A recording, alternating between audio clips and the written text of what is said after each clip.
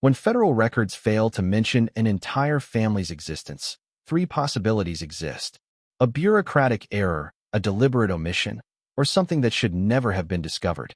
In March 1874, a young census taker arrived at Hawthorne Plantation in Wilcox County, Alabama, carrying official forms and the belief that numbers always reveal the truth. 3 weeks later, he would leave that property with blank pages, shaking hands, and the realization that some numbers are left out of the books for reasons far beyond any administrative mistake. This is the story of what happens when someone tries to count what was never meant to be counted.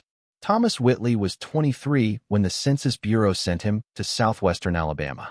The son of a Boston mathematics professor, Thomas had grown up convinced the world could be explained through figures, categories, and orderly records. The Civil War had ended 9 years earlier, and the federal government was determined to rebuild not only the South's bridges and roads, but also its official documentation. Accurate censuses, they told him during training in Montgomery, were the foundation of a functioning nation. He reached Wilcox County on a March afternoon thick with the scent of damp soil and wood smoke. Southern spring felt foreign compared to Massachusetts, the air heavy with humidity that clung to skin, fields stretching endlessly in every direction. Thomas carried a leather satchel holding his forms, 3 pens, 2 ink bottles, and a private notebook for observations that didn't fit official boxes. His work was routine. He visited each property, knocked, showed his credentials, and asked standardized questions: full name, age, birthplace, occupation, literacy, for every family member, every worker, every child. Numbers filled his pages with mechanical precision. In his first 2 weeks, he covered 17 properties. He saw white farmers in decaying mansions, black families sharecropping land they'd once worked as slaves, paying rent to the same men who'd once owned them. The numbers painted a complicated post-war reality neither side had fully expected, but patterns emerged. On the evening of March 18th, Thomas sat in his room at Mrs. Crawford's boarding house in Camden, reviewing forms by lamplight. 5 properties showed odd inconsistencies when compared to pre-war records. Green Plantation had 38 workers in 1860, now 41 sharecroppers, normal growth. Dobson had 52 slaves, now 27 sharecroppers. Many had left, also normal. Then there was Hawthorne Plantation. County archives listed 63 slaves under Jonathan Hawthorne in 1860, one of the region's largest cotton operations. Tax records showed the property still active, still producing. Yet no neighbor Thomas spoke with mention Hawthorne. When he asked the Green Plantation owner about nearby places, the man listed several but skipped Hawthorne. When Thomas named it directly, the farmer went quiet before saying he had little contact with those folks. Stranger still, Thomas found no post-war records, no land sales, no inventories, no documentation. Hawthorne existed in 1860 and apparently still did, but everything between was blank. Next morning, he asked Mrs. Crawford about it while she cooked. Hawthorne, she repeated, stirring eggs slowly. Yes, I know it. 15 miles west, near the Alabama River. Anyone still living there? She kept stirring, spatula scraping iron. I suppose. Current owner? The Hawthorns were always private. She plated the eggs harder than needed. They keep to themselves. We keep to ourselves. Thomas noticed she hadn't answered. Part 2. The road to Hawthorne. He rented a horse and buggy. The stable owner grew uneasy when Thomas mentioned his destination. Hawthorne, the old man said, checking straps too carefully. Roads are bad out there. Spring rains turned everything to mud. Can I get through? You might. But better wait till next week when it dries. I have deadlines. Government expects completion. The man looked up. You're new here. Some places welcome visitors. Some don't. Hawthorns, they don't like unannounced company. I'm a federal officer doing mandatory census. I'm not asking permission. The road west matched the warning. Sometimes dust, sometimes thick mud. He passed 3 smaller properties showing signs of life. Smoke from chimneys, laundry on lines, but no people visible. After 4 hours, the path narrowed to 2-wheel ruts winding through pine. Trees closed overhead, blocking sun. Air cooled. Thomas saw his breath. Then forest opened. Hawthorne Plantation appeared. Main house stood at end of oak-lined avenue. 2-story antebellum, white columns. But something felt wrong. It was too perfect. No peeling paint, no broken windows. In a region of faded grandeur, this house looked freshly painted. Beyond it, quarters. At least 20 cabins in neat rows. Smoke from some chimneys. Fields ready for planting. Barns. Smokehouse. But again, no people. Thomas drove down the avenue. Only sound. Horse hooves and creaking wheels. He expected someone. Worker, child, dog. Nothing moved except leaves. He stopped at the porch, climbed steps, knocked. Door opened before third knock. White man, about 50, stood there, graying hair combed neatly, trimmed mustache, dark suit. Pale gray eyes studied Thomas like he was being measured. "Can I help you?" Thomas Whitley, federal census taker for Wilcox County. He showed credentials. "I need information on all residents and workers here." The man glanced at papers without touching them. "Edmund Hawthorne. This is my property." "Son of Jonathan Hawthorne?" "Yes." Thomas nodded, opened notebook. "Mr. Hawthorne, full name, age, birthplace?" "Edmund Jonathan Hawthorne. 52, born here." Thomas wrote. "Marital status?" "Widowed." "Children?" "None." "Occupation?" "Landowner and farmer." "Literacy?" "Yes." When Thomas asked about others in the house, Edmund paused. "Other residents?" "Yes." 1860 census lists your father, mother Sarah, and 3 children.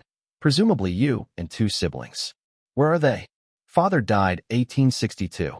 Mother 1865. Brothers no longer here. They left. Where? We don't keep contact. Thomas noted it. Strange. Other family? Cousins? Dependents? No one else in the main house. Workers? 1860 listed 63 slaves. How many now? Edmund went quiet. Fingers drummed once on desk, brief. None remained after emancipation. All left. Then who works here? I saw quarters, smoke, prepared fields. Hired new workers. How many? Number varies. I need exact count. That's why I'm here. Edmund stood, walked to window, hands behind back. "Mr. Whitley, I must confess, I don't keep detailed worker records. Some seasonal. Come, work weeks or months, leave. Hard to track precisely. Unusual for large operation. Perhaps, but I value privacy. Many workers do too. Informal arrangements." Thomas felt frustration rise. "Census is mandatory. I need every person who lives or works here regularly. Refusal means I report it federally." Edmund turned. Something cold passed through his eyes. "Very well. I'll take you to quarters. You can count them yourself. But understand, they're simple people. Not used to officials. May not answer easily. Acceptable. I'm used to varied populations." Edmund took coat. "But Mr. Whitley, don't speak to workers without me present. They trust only me. Bypassing my authority will scare them, make your job harder." Strange request, but Thomas nodded. Followed him out. Morning warmed slightly. Path wound behind house, through overgrown garden, to quarters. Cabins better built than many, mud-plastered planks, shingled roofs, small windows, doors. 20 in 2 rows. Smoke from 8 chimneys. Only 8 occupied? Thomas asked.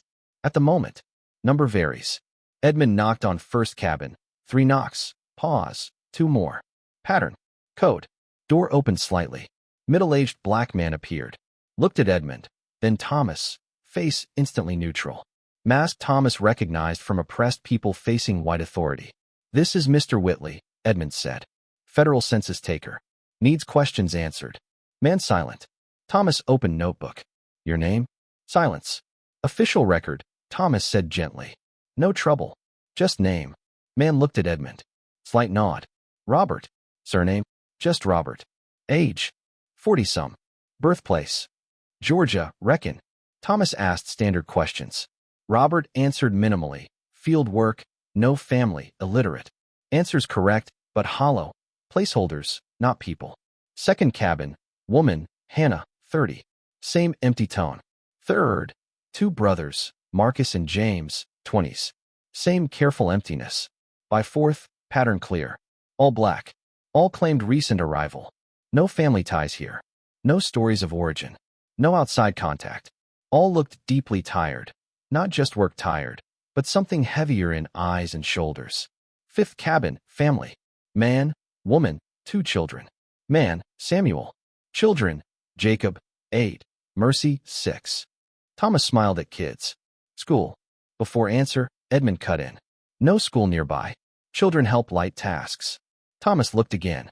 Children had no expression, no curiosity, no fear. Empty gaze like adults. They finished remaining cabins. More solitary workers. More vague answers. Total, 8 adults, 2 children. 10 people. 10 managing property once worked by 63. Is that all?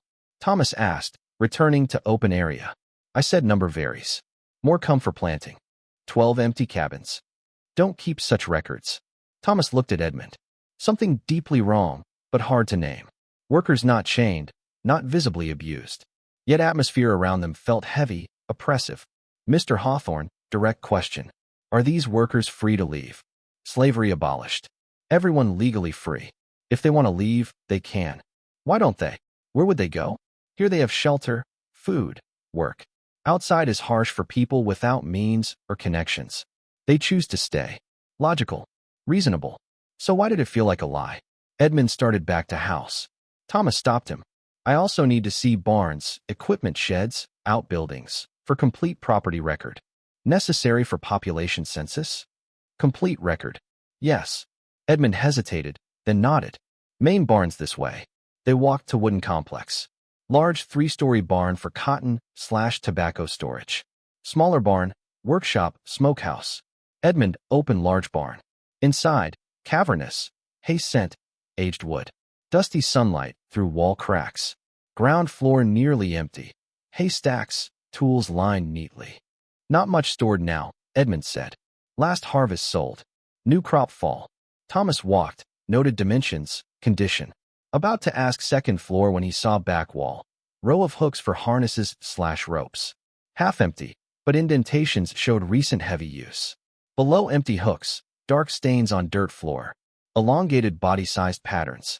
Mr. Hawthorne, what hung here? Agricultural equipment. We move things. Stains look old, like something dripped for years. Equipment grease. Working barn, Mr. Whitley. Not museum. Thomas stood. Heart faster. Tension in Edmund's voice now. I'd like second floor. Nothing up there. Still. Edmund gestured to ladder. After you.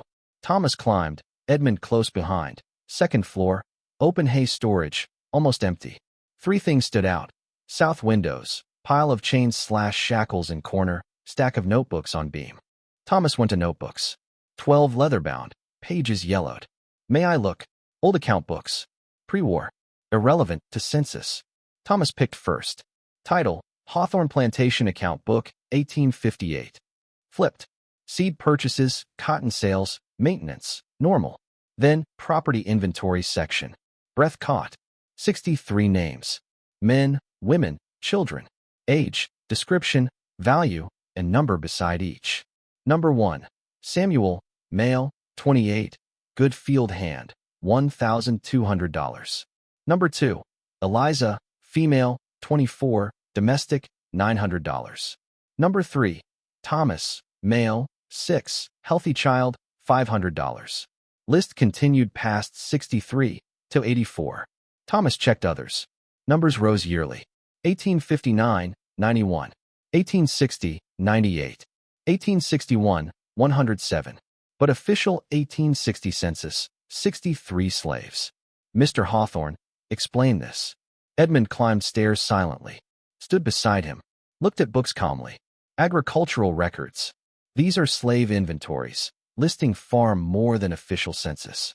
More than 40 extra people. Accounting errors. Duplicates. Not errors. Careful records of people who existed but were never officially counted. Thomas' anger rose through fear. These people kept illegally, hidden from records. Edmund quiet long time. Mr. Whitley, question. You're man of numbers, records, order. What happens to people never counted? If someone never appears in census, never documented, do they exist? They still exist. Documents don't create existence. Edmund picked book, flipped. Suppose farmer wanted more slaves than law allowed. Found suppliers providing people never on manifests, auctions, transfers. Do those people exist? You're describing slave smuggling, illegal trafficking. Hypothetically, yes. And after war, emancipation, what of people who never officially existed? How free them if never enslaved? 13th Amendment. No exceptions. Exceptions? Edmund laughed. Hard, humorless. You're young. don't understand real world. People without records, without families searching, without documentation, they can vanish. No one knows. No one can know. They were never here officially. Thomas stepped back, body trembling. What did you do with them? Me? Nothing. My father was pragmatic. Bought unreported people, kept them unreported. Built extra cabins beyond visible quarters. Kept them away from roads, visitors' eyes. When war ended, federal officers came. Counted only 63 in books. Others, how report people who didn't exist. But they existed. Human beings. Where now? Edmund looked out window. Some ran during war when overseers left. Some died disease, work. Some transferred to operations where lack of papers made them valuable. Always market for unrecorded labor. Thomas sick. Continuing slavery, years after abolition. Economic realities. And workers I met today? Different. Came voluntarily. Desperate people, no family searching. I offer shelter, food, work. Don't hurt them. Don't chain them. Don't register them. They stay because. He paused. Because outside these boundaries, world no kinder than I am. Here, at least they exist. Even if only I know. Thomas backed toward ladder. Every instinct screamed leave, ride to Camden, report everything. Edmund blocked path. We're going, Mr. Whitley. Back to Camden. Report what I found to federal authorities. Report what? Old books describing pre-war transactions? 10 workers who choose to stay? You dislike my management? Bring sheriff. Bring commission. Interview workers. They'll say they choose here. Paid in food, shelter. Can leave anytime. Prove otherwise. Thomas silent. Private books, private property. You took without permission, without warrant. Evidence inadmissible. Edmund smiled. You're man of rules. You know I'm right. People in books no longer here. Transferred. Dead. Lost to history. Search for them. How search people never recorded. No birth records, surnames, documents. Ghosts, Mr. Whitley. Ghosts can't be counted. Thomas' despair grew. Edmund right. All he had. Old books describing old crimes. No identifiable victims. No living perpetrators except Edmund. Whose recent crimes? Informal employment? Not prioritized against wealthy white landowner in resistant Reconstruction South. Let me go. Of course. Free anytime. Complete census. Return Camden. Report what you want. Edmund stepped aside. But consider, how many places like this? How many hidden quarters, double books? How many uncounted across South? Report one. Can you stop system? Account for everyone fallen through cracks. Thomas descended ladder. Crossed barn. Stepped into sunlight. Walked fast to buggy. Edmund followed casually. One last thing. You came to count people. Counted 10. That's official answer. Try report more. Discover no evidence. Books you saw, won't find again. Workers, confirm choice. Other people, as established, never counted can't be uncounted. He patted buggy. Safe trip. Thomas rode to Camden dazed. Mind spun. What action take? What authority listen? But Edmund's warning rang true. What proof? At boarding house late afternoon. Mrs. Crawford saw face, made strong tea. Didn't go well. No. Thomas sat heavily. Mrs. Crawford, truth about Hawthorne. Now. She sighed, sat opposite. What everyone knows, but no one says. Jonathan Hawthorne trafficked slaves illegally. Not normal channels, smuggled. Africans direct after trade ban. Children bought foreign states. People stolen small farms, sold without papers. Kept hidden, unreported, working unseen parts. Why no one report? Before war, slavery legal. Who care extra slaves not in census? Paid tax on 63, only mattered. After war. She shook head. We all had secrets to bury. Every property did things wartime wouldn't stand scrutiny. No one pointed fingers. No one wanted examined. Those people still there? Edmund keeps unregistered workers. Prove it. Identify individually? Trace origin? Family searching? No. She touched hand gently. Admirable anger. But fighting deeper current. Hundreds operations like this, thousands maybe. People working illegally, shadows, uncounted, convenient for power. What do? Write report. Send superiors Montgomery, Washington. See if anyone acts. Don't expect change. System built with cracks. Certain people always fall through. That night Thomas sat room. Pen, blank paper. Wrote report dozen times. Each weaker. Suspected irregularities. Possible non-compliance emancipation. Recommend investigation. Words meaningless. Bureaucrats file, forget. Finally wrote truth. Hawthorne Plantation, Edmund Hawthorne owner. Employs 10 workers, no formal records. Historical books indicate unreported slaves pre/post-war. Number victims unknown. Current whereabouts most listed individuals unknown. Recommend full federal investigation. Seize records. Interview workers without owner. Knew nothing happened, but told truth. Completed circuit 2 weeks. 32 more properties. 612 more people. 83 more forms. Thorough work. But couldn't forget Hawthorne. 1875, discreet inquiries. Still on tax records. Someone paying. But ownership confusing. Will Edmund, Trust, Mobile Company. Impossible trace. 1876, married Catherine, Montgomery teacher. Shared justice passion. Told her Hawthorne on honeymoon. Then go, she said. See ourselves.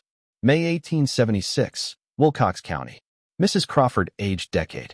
Still thinking Hawthorne? Yes. They went. Property same. Empty, silent, untouched. Catherine noticed what Thomas missed. Look. Northern edge, forest met fields. Graves. Unmarked mounds in rows. Catherine counted.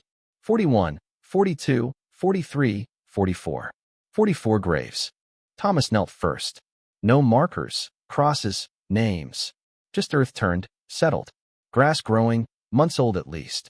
People from books, Catherine whispered. Buried here. Or evidence buried. Thomas touched earth, cold, dry. Maybe not real graves. Mounds to mislead. Catherine pointed tree. Carved bark, almost invisible. Symbols, cross, circle, hand. Simple markers by people who couldn't write, but wanted remembered. They stood unmarked cemetery. People never officially counted. What now? Catherine asked. Document, Thomas said. Count. Measure. Map. Report again. Spent 3 hours. Measured area, sketched location, noted symbols. Rode back Camden knowing, no difference. Bodies buried, unidentified. No proof how died. When who? Impossible prove victims versus natural deaths over decades. Sent report anyway. Nothing happened. 1877, Thomas left Census Bureau. Became teacher like father, mathematics, accounting, small Massachusetts college. Taught generations importance accurate records, complete documentation, honest accounting. Also taught limits numbers. Numbers count only what we allow, he told classes. Every census, statistic, record, choice. Choice who include, exclude. People left out disappear from history.